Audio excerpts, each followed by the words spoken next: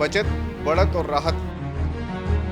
5 पदोन्नति के अवसर एक कर्मचारी को मिलने चाहिए। महिलाओं की सबसे बड़ी समस्या शराब है। रसोई गैस सिलेंडर पे सब्सिडी मिलनी चाहिए। और बाकी धरातली तौर पे वो बेरोजगारी भत्ता जो मिल रहा है ना, वो मतलब गिने चुने लोगों को ही मिल रहा है। जब तेल के दाम कम हो रहे हैं तो एक्साइज ड्यूटी को भी कम करें। मुख्यमंत्री अशोक गहलोत 10 फरवरी को 2023 का बजट पेश करने जा रहे हैं। इस बार बजट की थीम बचत, बढ़त और राहत रखी गई है। अब इसमें किसको बढ़त मिलती है, किसको राहत मिलती है और बचत का लोग कितना फ़ायदा उठाते हैं। खास खबर .com के स्टूडियो में हमारे साथ कुछ खास मेहमान मौजूद हैं जो अपने सब्जेक्ट के एक्सपर्ट हैं। उनसे बात करते हैं। सबसे पहले हम बात करते हैं रविंद्र पारिक जी से, जो कर्मचारियों को लेकर बजट में उनको क्या उम्मीदें हैं वो बताएंगे। राजस्थान का कर्मचारी जो है बजट से आस लगाए हुए है कि उसकी गत 2008 के वेतन 18 के वेतनमान में रह गई त्रुटियां जो थी वो पूरी हों और पेंशन संबंधी जो समस्याएं हैं वो उनका निराकरण हो और ओल्ड पेंशन स्कीम की जो स्वागत योग्य कदम है सरकार का, उसे लागू कर दिया गया है। उसके लिए सरकार का धन्यवाद। और आगे जो है जो पेंशन परिलाभ हैं उनमें जो बढ़ोतरी की जा सकती है वो की जानी चाहिए। वेतन विसंगति 2018 मैंने बता दिया, 7वें वेतनमान में जो विसंगतियां रही हैं उनका निराकरण हो। जो सरकार के पास मांगे विचाराधीन हैं, जो मांग पत्र सरकार को प्रस्तुत किए हुए हैं, उन पर विचार किया जाना चाहिए। सभी संवर्ग के कर्मचारियों को पदोन्नति के समान अवसर मिलने चाहिए, ये बात ठीक है। और सरकार इस बजट में ये प्रावधान करे। राजस्थान का कर्मचारी इस आस में है कि सरकार पदों को बढ़ाए और उन्हें पदोन्नति के अवसर मिले। कम से कम पूरे सेवा काल में 5 पदोन्नति के अवसर एक कर्मचारी को मिलने चाहिए। जिस प्रकार अखिल भारतीय सेवाओं में मिलते हैं, अन्य सेवाओं में हैं, उसी प्रकार से सभी संवर्ग के सेवाओं में कम से कम पदोन्नति के 5 अवसर प्राप्त हों, ऐसी हम सरकार से अपेक्षा रखते हैं। हमारे साथ हैं पेंशन मंच के विष्णु जी, वो आपको बताएंगे कि क्या उम्मीदें हैं पेंशनर समाज को इस बजट से। देखिए, राज्य सरकार ने आरजीएचएस योजना लागू करके कदम तो अच्छा उठाया है, लेकिन इसकी क्रियान्वती के अंदर जो मशीनरी काम कर रही है वो बिल्कुल फेलियर है। आप देखिएगा कि जो दवा उपभोक्ता संघ की दुकानों से 10 रुपये की मिल जाती है, वो बाहर 130-140 रुपये की मिल रही है और वो गुणवत्ता युक्त दवाई नहीं है। पेंशनर्स हम रिटायर होने के बाद में ये चाहते हैं सरकार से कि हमें इस उम्र में गुणवत्ता युक्त दवाइयाँ चाहिए। आप देखिए, कैल्शियम को बंद कर दिया, बी कॉम्प्लेक्स को बंद कर दिया, इस वक्त लेग्जेटिव की समस्या रहती है, उस दवाइयों को बंद कर दिया। और बहाना बनाते कि साहब पहले भी इस तरह से बंद होती थी। पहले दवाइयाँ बंद नहीं होती थी, पहले इनके पास एक अनुमोदित लिस्ट होती थी और बड़े एक्सपर्ट डॉक्टर्स जो होते थे राजस्थान सरकार के, वो उस लिस्ट को नियंत्रित करते थे। उसके अंदर अनुमोदन करने के लिए नई कंपनियां जब आती थी तो उनको तत्काल अनुमोदन कर देते थे उनकी गुणवत्ता को देख करके। लेकिन आज किसी भी तरह की गुणवत्ता युक्त दवाई पेंशनर्स को नहीं मिल रही है। मैं तो राज्य सरकार से और राज्य के मुख्यमंत्री से ये मांग करता हूं कि कम से कम इस उम्र में 60 साल प्लस जब आदमी हो जाता है तो उसके स्वास्थ्य की रक्षा के लिए इनको उचित और कठोर कदम उठाने चाहिए इनको, जिससे कि पेंशनर्स अपना बुढ़ापा आराम से बिता सके। मुझे राज्य सरकार से ये अपेक्षा भी है। एक कमेटी राज्य सरकार ने हम लोगों की भेजी थी 5 सदस्यों की। हम पटना गए थे, वहाँ पे राज्य के अतिथि का हमें दर्जा मिला और हमने वहाँ पे जो सर्वे किया वहाँ पे कठोरता से शराबबंदी लागू की हुई है। महिलाओं की सबसे बड़ी समस्या शराब है। इसके कारण महिलाओं को कितने अत्याचार सहन करने पड़ते हैं ग्रामीण क्षेत्र में, ये हमने अपनी आंखों से देखा है।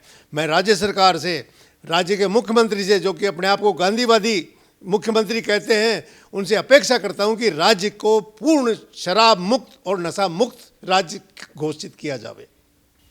हमारे साथ है इंफ्रास्ट्रक्चर के एक्सपर्ट श्री आरपी शर्मा जी। देखते हैं बजट को लेकर उनका क्या कहना है। इस बजट से मेरी राय प्रकट करने के लिए उससे पूर्व वाले बजट पे मैं बोलना चाहूँगा कि अभी तक शहरीकरण के लिए क्लास 1 सिटी या 10 लाख से अधिक जनसंख्या वालों को ही ज़्यादा प्राथमिकता दी जा रही है, जिससे जनसंख्या का ग्रामीण क्षेत्र से शहरी क्षेत्रों की ओर पलायन ज़्यादा हो रहा है। और बड़े बड़े शहरों में कच्ची बस्ती, यातायात की समस्या, जल की समस्या, अधिक समस्याओं को जन्म दिया जा रहा है। इससे मैं बजट से अपेक्षा करूंगा कि राज्य सरकार लघु एवं मध्यम कस्बों में आधारभूत सुविधाएं अधिक उपलब्ध कराएं, आर्थिक संसाधन वहाँ उपलब्ध कराएं ताकि आसपास के क्षेत्रों के निवासियों को वहीं रोजगार मिले और जनसंख्या के पलायन को रोका जा सके। इसके अतिरिक्त महंगाई से संबंधित जो समस्या है वो पेट्रोल और डीजल के मूल्यों के संबंध में है। तो इसमें केंद्र सरकार का तो महत्वपूर्ण रोल रहता ही है कि वो जो इंपोर्ट ड्यूटी है, एक्साइज ड्यूटी है, उसको कम करे। जब तेल के दाम कम हो रहे हैं तो एक्साइज ड्यूटी को भी कम करें। यदि केंद्र सरकार नहीं करती है तो राज्य सरकार का दायित्व है कि जो वेट बढ़ा देते हैं अपने खर्चों को पूरा करने के लिए, तो वो वेट में कमी लाए ताकि यहाँ आदमी हरियाणा से ज़्यादा पेट्रोल जो भी NH-48 से आते हैं जयपुर की तरफ, वो हरियाणा में ही अपने पेट्रोल भरा के लाते हैं, जिससे राज्य में पूरा खपत नहीं हो पाती। अगर वेट को कम करेंगे तो यहाँ इनकी कीमतों में अच्छी इनकम राज्य सरकार को होगी। यानी जैसे रजिस्ट्री का है, रजिस्ट्री के दाम कम होते ज़्यादा होते थे पहले, तो उसके कारण रजिस्ट्रियों में लो रेटेड होती थी, कम कीमत पे बिल्डिंग को असेसमेंट करते थे। तो रजिस्ट्री की कीमत कम लाते हैं तो उससे आदमी ज़्यादा रजिस्ट्री कराते हैं भवनों की, और उससे राज्य सरकार को अच्छा आमदनी होती है। इसी भांति पेट्रोल पे भी अगर वेट कम करेंगे तो यहाँ अच्छी इनकम यहाँ पर आएगी राज्य सरकार। बजट का सबसे ज़्यादा असर किचन पे होता है, तो हमारे साथ मीनाक्षी जी हैं, वो बताएंगी कि उनको बजट से आम महिलाओं को क्या उम्मीद है इस बजट से। आम महिलाओं को सबसे ज़्यादा रसोई गैस सिलेंडर पे सब्सिडी मिलनी चाहिए, और पेट्रोल डीजल के दाम भी बहुत ज़्यादा हो रहे हैं तो उसे भी कम करना चाहिए। और महिलाओं की सुरक्षा के लिए तो स्पेशली बहुत ज़्यादा करना चाहिए बजट में। राजस्थान में सबसे ज़्यादा पेपर लीक होते हैं, उसकी वजह से जो भी तैयारी करता है वो सब धरी की धरी रह जाती है। तो इसका असर तो सबसे ज़्यादा स्टूडेंट पे पड़ ही रहा है। कोई वैकेंसी तो निकालते नहीं और जो निकलती है वो भी रद्द हो जाती है। राजस्थान में सबसे बड़ा मुद्दा पेपर लीक का है और युवाओं में पेपर लीक को लेके ज़बरदस्त गुस्सा है। तो हम युवा अजय सिंह से बात करते हैं कि उनका क्या सोचना है इसको लेके। सर मैं यही कहना चाहूँगा कि जैसे पेपर लीक होते हैं, ग्रामीण परिवेश से बच्चे आते हैं यहाँ रूम लेके रेंट पे, जैसे तैसे मतलब कोई भी तैयारी करता है और फिर उसे मतलब एग्ज़ाम देने के बाद पता चलता है कि मेरा पेपर लीक हुआ है, तो कहीं ना कहीं वो हताश तो होता है। और ऐसे ही हताश होने की वो कोई पहला मामला राजस्थान में नहीं है। राजस्थान में लगभग 15 भर्तियों के पेपर लीक हुए हैं, उनकी अभी तक कोई ठोस कार्रवाई नहीं, बस कहने के लिए कार्रवाई होती है, बाकी कागजी कार्रवाई के अलावा वैसे धरातल पे कोई कार्रवाई नहीं है। और जैसे ये बेरोज़गारी भत्ते वगैरह ये कौशल उद्यमिता विभाग वाले देते थे, इनके भी मतलब जो ये इंटर्नशिप के लिए बोलते थे, इंटर्नशिप के लिए यदि कोई अनुमति दे रहा है तो उसे मैसेज के थ्रू मतलब सूचना नहीं पहुंचा रहे और उसका मतलब कि नाम हटा रहे हैं उसमें से, और उसको पता तक नहीं चल रहा है कि भाई मेरा इंटर्नशिप के लिए नाम भी आ गया और मुझे मतलब कि बेरोज़गारी भत्ता भी नहीं मिल रहा। ऐसे ऐसे मतलब ये कुल मिला के आंकड़ा बढ़ा रहे हैं कि भाई हमने इतनों को दिया, और बाकी धरातली तौर पे वो बेरोज़गारी भत्ता जो मिल रहा है ना, वो मतलब गिने चुने लोगों को ही मिल रहा है। हर बार मतलब कि यही होता है कि इंटर्नशिप नहीं कर रहे हम, जिसको ज़रूरत है उसी को दे रहे हैं।